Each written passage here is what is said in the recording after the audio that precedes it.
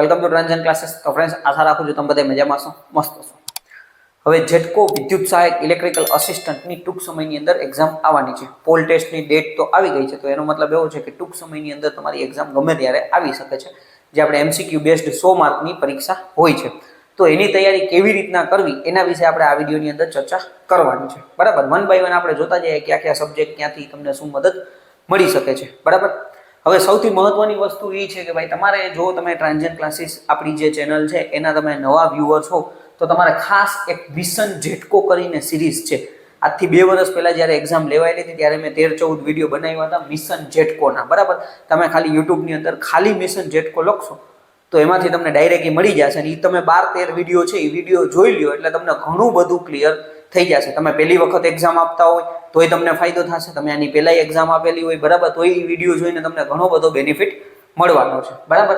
ત્યાર પછી તમે જો આપણે બધા જ જે પીજીવીસીએલ, ડીજીવીસીએલ, એમજીવીસીએલ, યુજીવીસીએલ છે, ત્યાર પછી જેટકો છે, એ બધાના જૂના પેપર જે છે એના પેપર સોલ્યુશન કરાવેલા છે। તો જૂના પેપર તમે જુઓ, પેપર સોલ્યુશનના વિડીયો જોઈ નાખો, બરાબર। પેપર સોલ્યુશનના વિડીયો જોશો તો તમને પાછળ મતલબ આઈડિયા આવતો જશે કે ભાઈ કયા કયા પ્રકારના ક્વેશ્ચન પૂછાય છે અને તમારે કયા લેવલની તૈયારી કરવાની છે, બરાબર।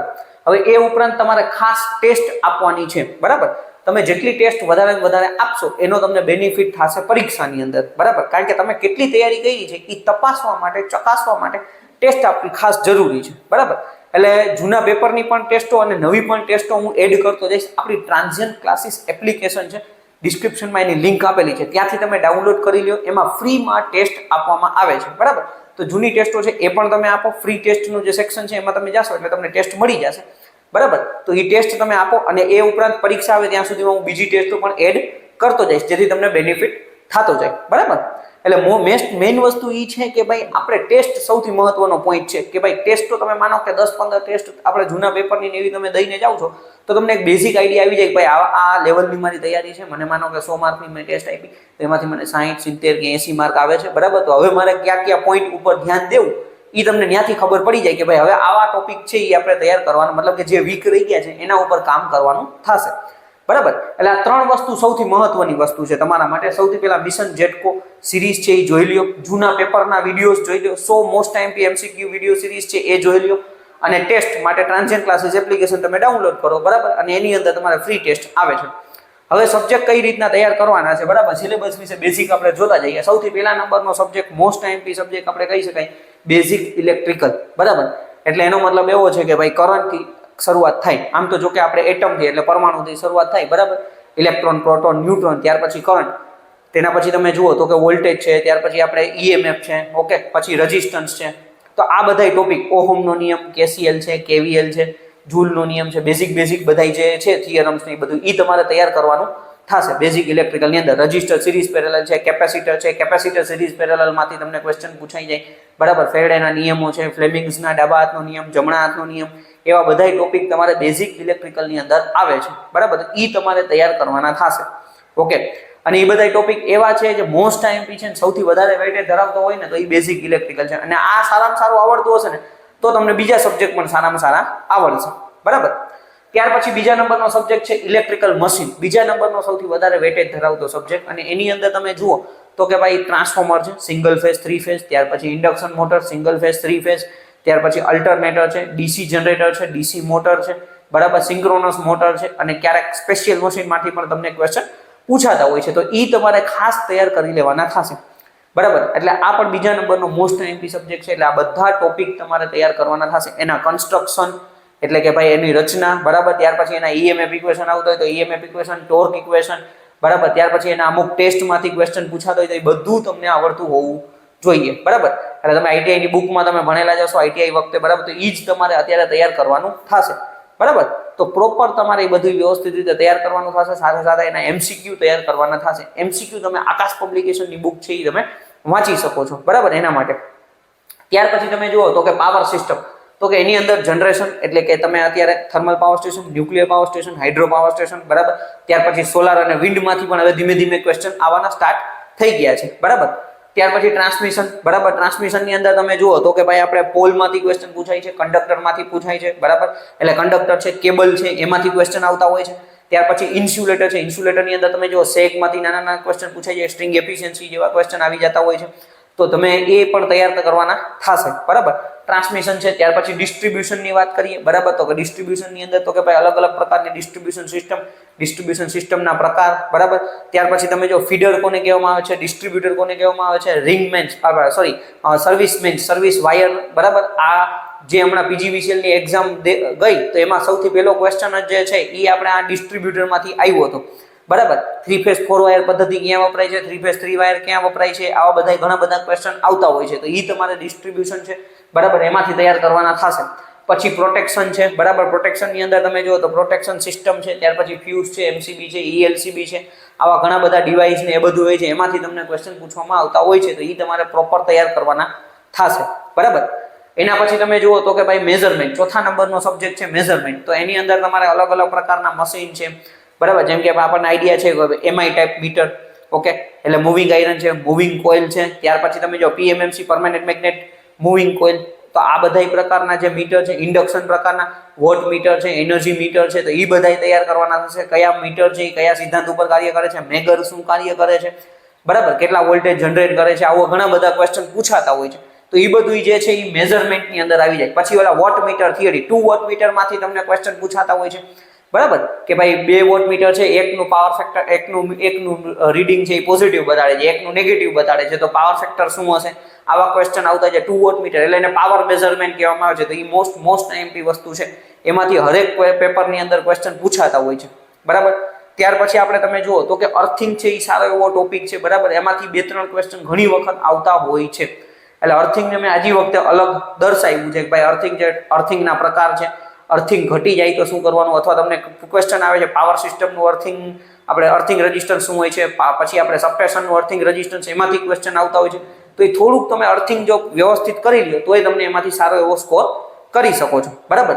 એના પછી તમે જુઓ તો કે બેઝિક ઇલેક્ટ્રોનિક્સ, બરાબર. બેઝિક ઇલેક્ટ્રોનિક્સની અંદર તમે જુઓ તો P type, N type semiconductor છે, PN જંકશન ડાયોડ છે, બરાબર. ક્યારેક ઝીનો ડાયોડ સિમ્બોલમાંથી ક્વેશ્ચન આવી જતા હોય છે, રેક્ટિફાયર શું કાર્ય કરે છે, પાછું એમાં તમે થોડુંક પાવર ઇલેક્ટ્રોનિક્સ એડ કરી દો તો પણ તમને કામ આવી શકે છે, બરાબર. ક્યારેક ઇન્વર્ટર છે ને એવું થોડુંક બેઝિક ઇલેક્ટ્રોનિક્સમાંથી ટ્રાઇવેલેન્ટ, ટેટ્રાવેલેન્ટ ને પેન્ટાવેલેન્ટ એટલે કે ત્રિસંયોજી, ચતુર્સંયોજી, પંચસંયોજી, એમાંથી ક્વેશ્ચન આવતા હોય છે, તો એ તમારે તૈયાર કરવાના થશે બેઝિક ઇલેક્ટ્રોનિક્સ, બરાબર. એટલે આટલા ટોટલ તમારા 6 મેઇન સબ્જેક્ટ થયા. એના પછી આપણે આગળ તમે જુઓ તો કે ભાઈ સિમ્બોલ સૌથી વધારે જે પૂછાતા હોય ને તો એ સિમ્બોલ છે, બરાબર. હવે ઇલેક્ટ્રિકલ વાયરિંગના સિમ્બોલ તો છે જ, પણ સાથે સાથે તમે જુઓ તો કે આપણા જે ઇલેક્ટ્રિકલના સબ્જેક્ટની અંદર જ્યાં જ્યાં સિમ્બોલ આવે છે તો એમાંથી પણ તમને ક્વેશ્ચન આવતા હોય છે. જેમ કે ટ્રાન્સફોર્મરની ઉપર કન્ઝર્વેટર ટેન્ક હોય અને એના એરો આપેલો હોય, તમને એમ કહે કે આ શેનો સિમ્બોલ છે અથવા શું દર્શાવે છે. ઇન્સ્યુલેટરમાંથી તમને પૂછાઈ શકે છે કે આ કયા પ્રકારનું ઇન્સ્યુલેટર છે. એટલે જ હું કહું છું કે જૂના પેપર જોશો એટલે તમને આઈડિયા આવશે કે આવું તમને પૂછાઈ શકે છે, બરાબર. એટલે ખાસ સિમ્બોલ સૌથી મહત્વના છે, તમારે બધા જ સિમ્બોલ તૈયાર કરવાના થશે, ઓકે.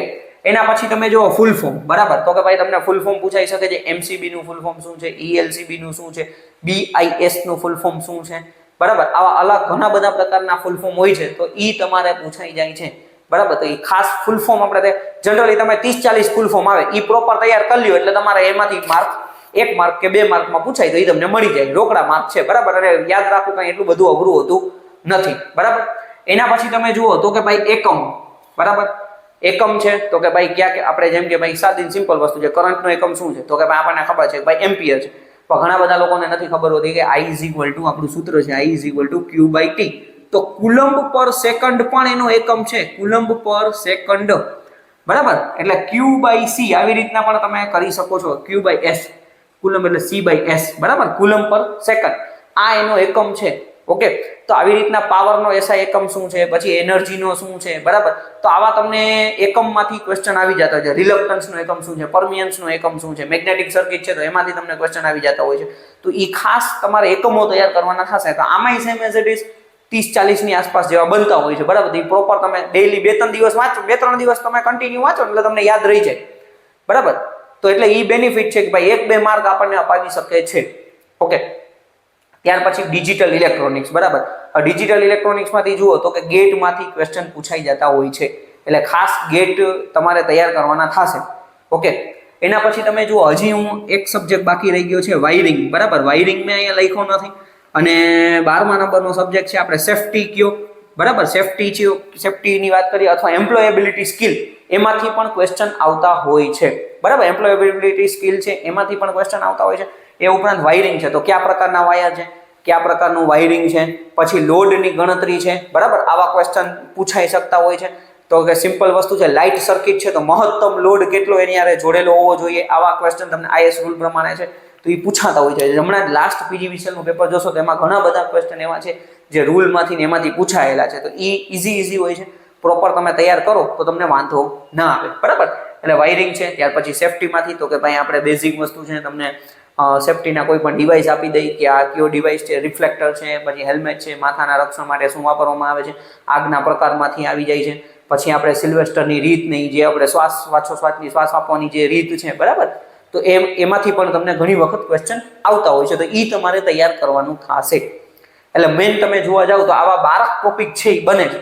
હજી બની શકે કે એકાદ કંઈક પાવર ઇલેક્ટ્રોનિક્સમાંથી આવી જાય, અલગ બીજા કોઈ આવી જાય, બરાબર. તો મેઇન વસ્તુ છે 12 ટોપિક પ્રોપર તમે તૈયાર કરી લેશો તો તમને વાંધો નહીં આવે, બરાબર. અને ખાસ ટેસ્ટ વારંવાર આપતા રહ્યો, બરાબર.